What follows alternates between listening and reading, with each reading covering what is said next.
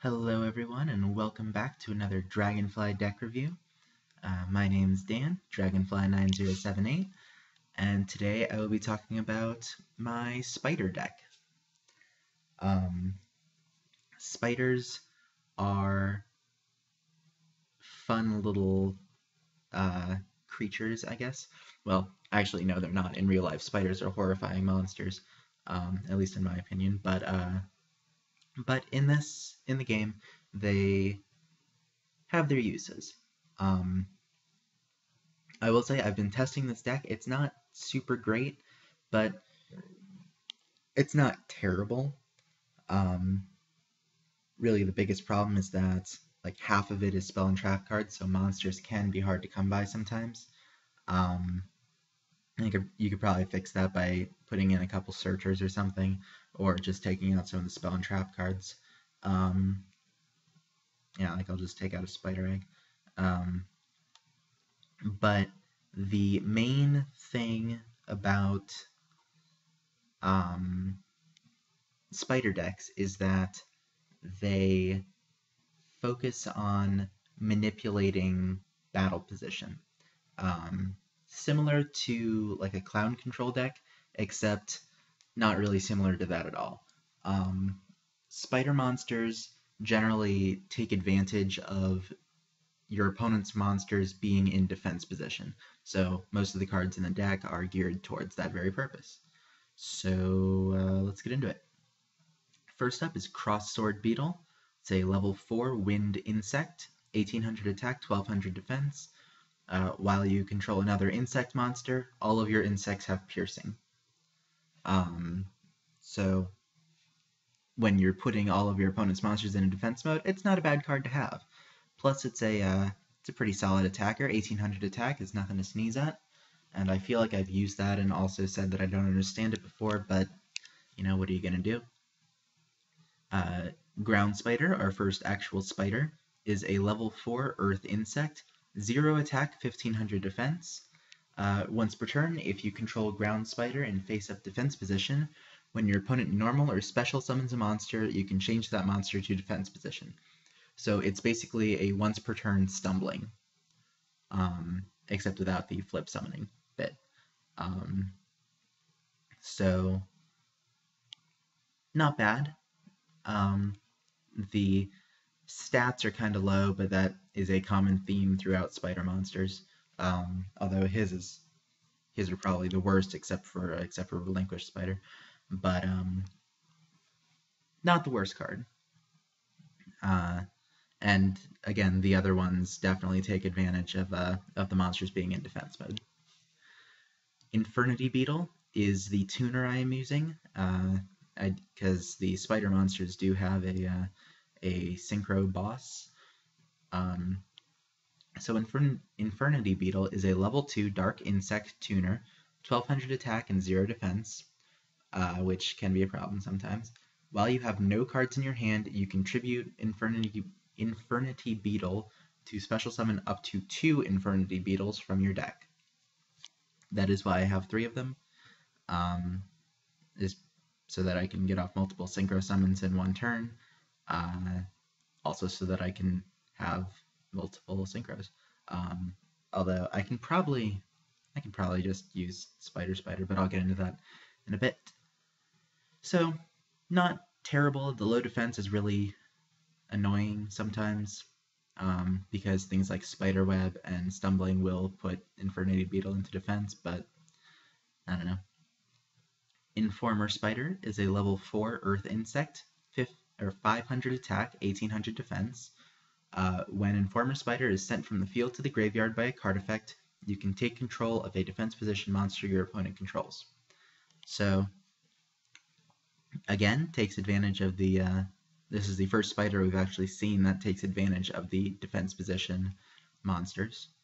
And that is a very good effect, taking control. 1800 is solid defense for a level 4.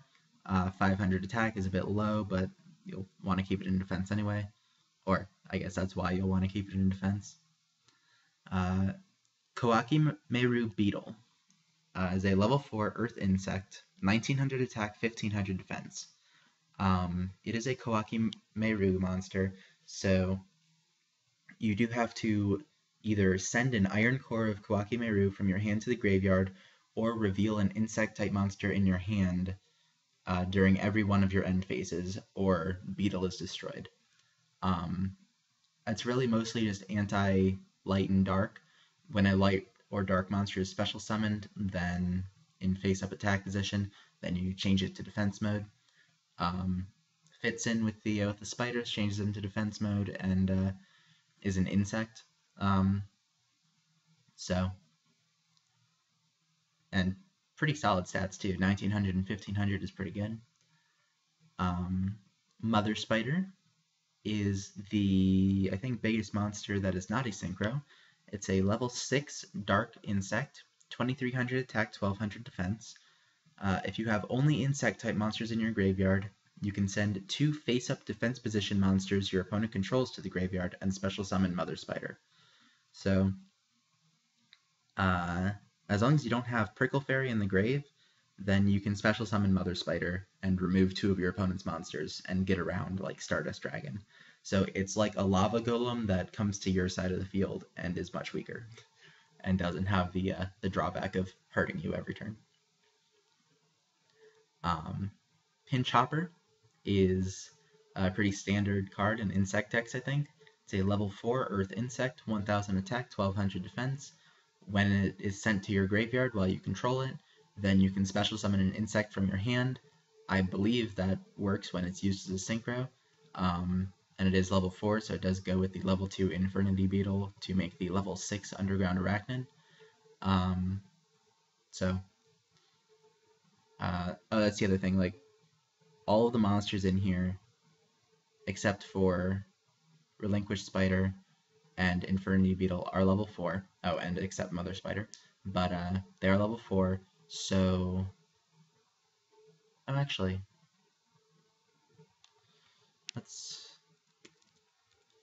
That's a good point. Relinquished Spider is level, it's level 2, isn't it? So, I guess I could put Dark Diviner in. It's probably not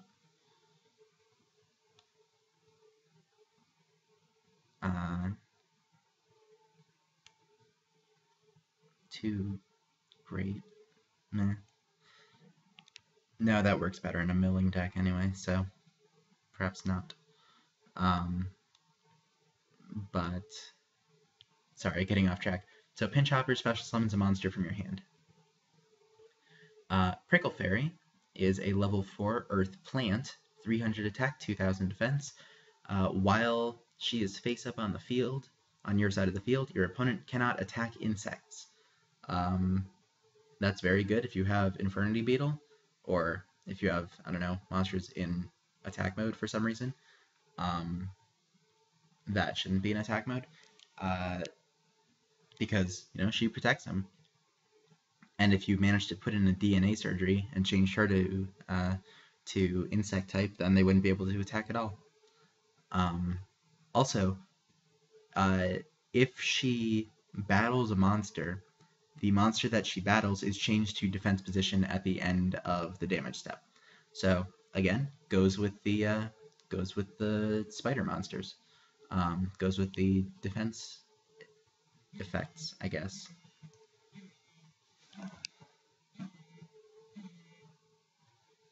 Sorry, my phone alarm was going off. So, not a bad card. Relinquished Spider is actually really good. It's a level 2 Earth Insect with 300 attack and 500 defense. If you have 4 or more insect monsters in your graveyard, which you are almost sure to, you can tribute Relinquished Spider to destroy all face-up defense monsters your opponent controls. This is a really good effect, because with things like Spiderweb, Stumbling, heck, Book of Eclipse, Earthquake, pretty much any of these trap cards, their monsters are going to be in defense a lot. So, yeah, you can basically wipe out their entire field. Spider is an oddly named card. It's a level 4 Earth Insect, 1500 attack, 1000 defense. It is the strongest level 4 spider, and also has the lowest defense of any of the level 4 spiders. Except maybe, no, it's a level 1. When Spider destroys an opponent's defense position monster by battle, you can special summon a level 4 or lower insect from your graveyard. So it's good for reusing basically anything except for Prickle Fairy and Mother Spider. But it's especially good for reusing Infernity Beetle, so you can get multiple synchros. Are there any insect type synchros that like are actually decent, except for, you know, Underground Arachnid? Because I just feel like this deck is lacking.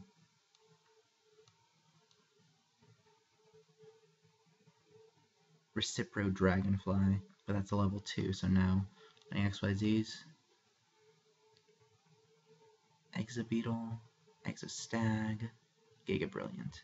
Well, Giga Brilliant's out because I don't have any level 3s, but I do have level 6s, so I will take an Exabeetle.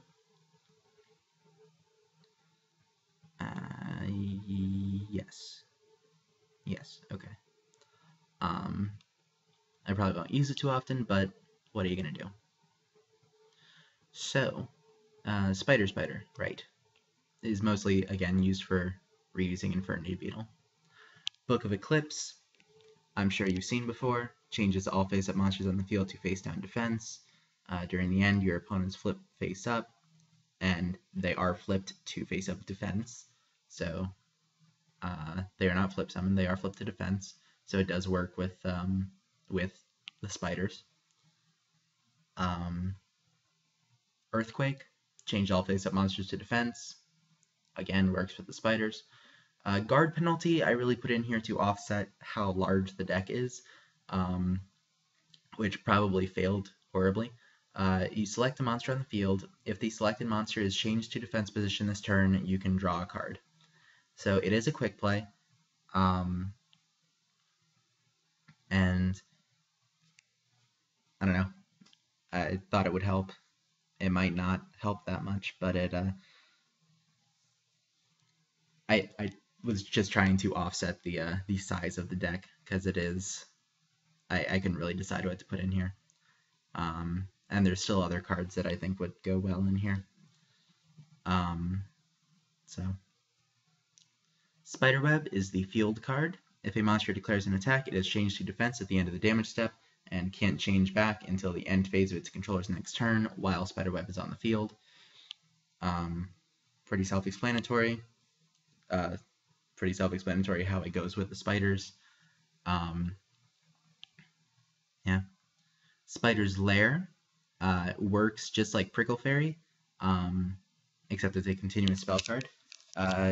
Once per turn, you can select a face-up insect you control, and as long as Spider's Lair is on the field, any monster that battles with one of those insect monsters is changed to defense. Well, it's kind of like a mix of Prickle Fairy and Spiderweb, because they are changed to defense at the end of the damage step, but then they can't change back until basically 2 turns later, a la Spiderweb. Fun thing about Spider's Lair is that you can pick a different monster every turn, and the effect still applies to all of them. So if you have one Spider's Lair and you have the time to select 5 monsters, then it will apply to all 5 all the time. And if you have 2, then you can select 2 per turn. That is why I have 2 Spider's Lairs in here. Stumbling, when a monster is summoned, it changes to defense. Pretty simple, good protection against battle.